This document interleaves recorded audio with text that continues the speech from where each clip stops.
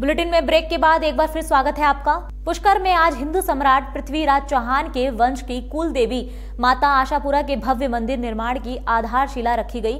तीर्थ नगरी में ये पहला मंदिर होगा जो करीब 1 बीघा भूमि पर एक अलग छवि के साथ निर्मित होगा। पुष्कर में हिंदू सम्राट पृथ्वीराज चौहान के वंश की कुल देवी माता आशापुरा के भव्य मंदिर निर्माण की आधारशिला रखी गई। पुष्कर के चामुंडा माता रोड पर चौहान वंश का ये तीर्थ नगरी में पहला मंदिर होगा जो करीब 1 बीघा भूमि पर अलग छवि के साथ निर्मित होगा। इस ऐतिहासिक पुण्य भूमि पर जो हमारा तीर्थ रहा है, चौहानों का इस पावन भूमि से बहुत संबंध रहा है, तो इसी की भावना को लेते हुए चौहान वंश का भव्य मंदिर माँ आशापुरा हमारी कुलदेवी उसका और धर्मशाला बनाना ये चिता मेराद मगरा मेरवाड़ा जो सभा है ब्यावर बनाने जा रही है। और इस जो मंदिर बनाया जाएगा वहाँ पूर्णतया भव्य मंदिर बनाएंगे और सारे जो हमारे जो पदाधिकारी हैं वो मिलकर काम करेंगे, गांव-गांव जाकर उसका वो प्रचार करेंगे और आने विश्व हिंदू परिषद जो भी सहयोग दे, मतलब जो भी हिंदू संगठन सहयोग देंगे, और उसके हमारा जो उद्देश्य है वो उद्देश्य यह है कि मगरा मेरवाड़ा में जो बिना मतलब का जो धर्म का धर्मांतरण किया जा रहा है, और मैं सोचता हूँ मेरी निजी राय है कि जो धर्मांतरण इस मगरे क्षेत्र में हुआ है वो कश्मीर में भी नहीं हुआ। उस धर्मांतरण का मुकाबला करने के लिए सभा और जो यहाँ हम कार्यवाही चलाएंगे वो दृढ़ संकल्प रहेंगे और उसका डटकर मुकाबला करेंगे। धर्मांतरण का किसी की तरह यहाँ धर्मांतरण नहीं होने देंगे और यदि होता है तो उसका विरोध करेंगे। कार्यक्रम में चौहान वंश से जुड़े सैकड़ों लोगों ने करीब 100 से ज्यादा स्थानों की शिलाओं को वैदिक मंत्रोच्चार के बीच शिलान्यास में शामिल किया। इस बुलेटिन में इतना ही। अभी वक्त है एक ब्रेक का, लेकिन ब्रेक पे जाने से पहले देखिए अजमेर और आसपास की अन्य खबरें। भाजपा के विधायक कल्याण सिंह चौहान का 21 फरवरी को उदयपुर के अस्पताल में निधन हो गया।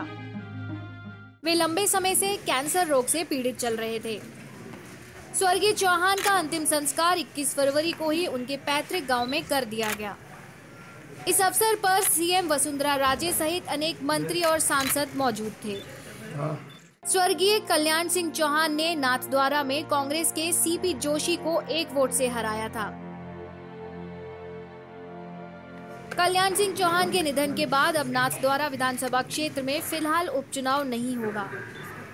राजस्थान में इसी वर्ष नवंबर में चुनाव होने हैं, इसीलिए इतनी कम अवधि के लिए उपचुनाव नहीं कराए जाएंगे। ब्यावर में हुए गैस सिलेंडर ब्लास्ट हादसे की जांच के लिए राजस्व मंडल के अध्यक्ष श्री वी श्रीनिवास को जांच अधिकारी बनाया गया है। श्री श्रीनिवास गुरुवार यानी 22 फरवरी को दोपहर 3 बजे ब्यावर में घटनास्थल का अवलोकन करेंगे।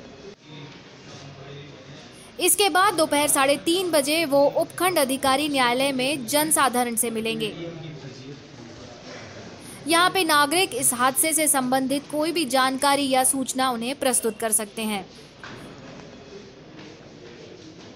16 तारीख को हुई गैस सिलेंडर विस्फोट की घटना में जो लोग मारे गए हैं और जो दुर्घटना घटी है, जान माल की जो हानि हुई है, उसके लिए राज्य सरकार ने माननीय अध्यक्ष राजस्व मंडल को प्रशासनिक जांच के लिए अधिकारी नियुक्त किया गया है। इनकी जांच आदेश मिलने के साथ ही प्रारंभ कर दी गई है और आज इसकी प्रथम बैठक अजमेर में राजस्व मंडल के मीटिंग हॉल में आयोजित की गई, जिसमें collector, SP, divisional commissioner, IG police, Beawar के समस्त अधिकारी और पेट्रोलियम कंपनियों के अधिकारी, राज्य स्तरीय तथा नगर निगम और नगर परिषद के अधिकारी और जेएलएन अस्पताल के समस्त विभागाध्यक्षों को बुलाया गया था। उनसे जानकारी ली गई है और जिला रसद अधिकारी दोनों को मैं स्टाफ भी यहाँ बुलाया गया था और इनसे सभी से प्रचलित नियमों की जानकारी ली गई और इनके द्वारा क्या क्या कार्रवाई की गई उसकी जानकारी ली गई है। इसके अगले चरण में कल ब्यावर शहर में घटनास्थल का निरीक्षण माननीय अध्यक्ष महोदय करेंगे तथा 3:30 बजे से आम जन से संपर्क करेंगे। जो भी लोग इस संबंध में कोई जानकारी देना चाहें वे जानकारी दे सकते हैं। ज्ञापन और कोई भी रिकॉर्ड उपलब्ध कराना चाहेंगे वो उपलब्ध करा सकेंगे। इसके बाद लगातार जांच निरंतर जारी रहेगी और 24 को पुनः राजस्व मंडल में तथा 8 मार्च को भी राजस्व मंडल में एक बैठक और आयोजित की जा रही है और ये जांच निरंतर जारी रहेगी। ये जांच रिपोर्ट 1 महीने में राज्य सरकार को भिजवाई जानी है, जो निश्चित समय पर भिजवा दी जाएगी। सर, समारोह स्थल को लेकर भी कुछ चर्चा हुई है जहाँ पे बीती घटना, जहाँ अवैध भी चल रहे हैं? समारोह स्थल की ही तो बात हुई है।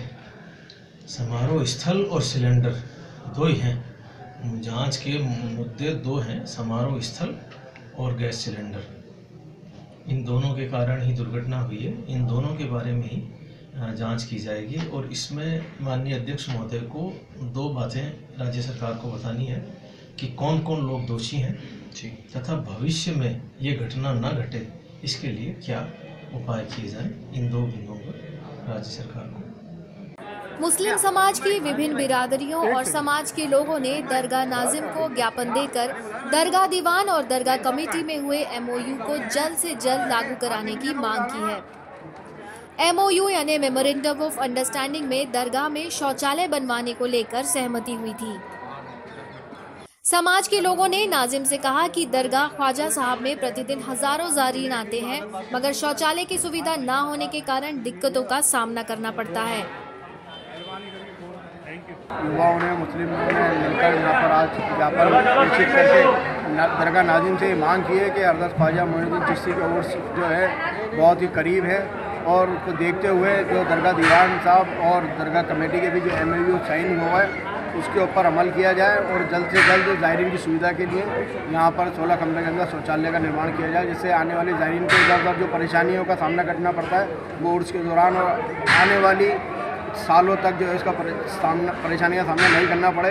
जब ये बन जाएगा सुलभ शौचालय यहाँ पर तो पब्लिक को बहुत, ज़ायरीन को बहुत सुविधा मिलेगी, यहाँ के आम नागरिकों को भी सुविधा मिलेगी। उससे इसी को लेकर आज ज्ञापन दिया है और हमारी मांग है जल्द से जल्द इसका काम शुरू किया जाए और जो भी लोग इसके अंदर आपत्तियाँ डाल रहे हैं, जो व्यवधान पैदा कर रहे हैं, उनकी आपत्तियों को खारिज करके इस काम को अंजाम देना चाहिए। इस ज्ञापन में कहा गया है कि समाज के सभी लोग इस MOU का समर्थन करते हैं। इसके चलते यहाँ आने वाले लाखों ज़ायरीनों को सुविधा मिलेगी। पिछले कुछ दिनों से कुछ लोग मुस्लिम समाज के ठेकेदार बन शौचालय निर्माण का विरोध कर रहे हैं। इन लोगों का कहना है कि ना ही वह समाज के प्रतिनिधि हैं और ना ही मुस्लिम समाज ने उन्हें इसके लिए अधिकृत किया है।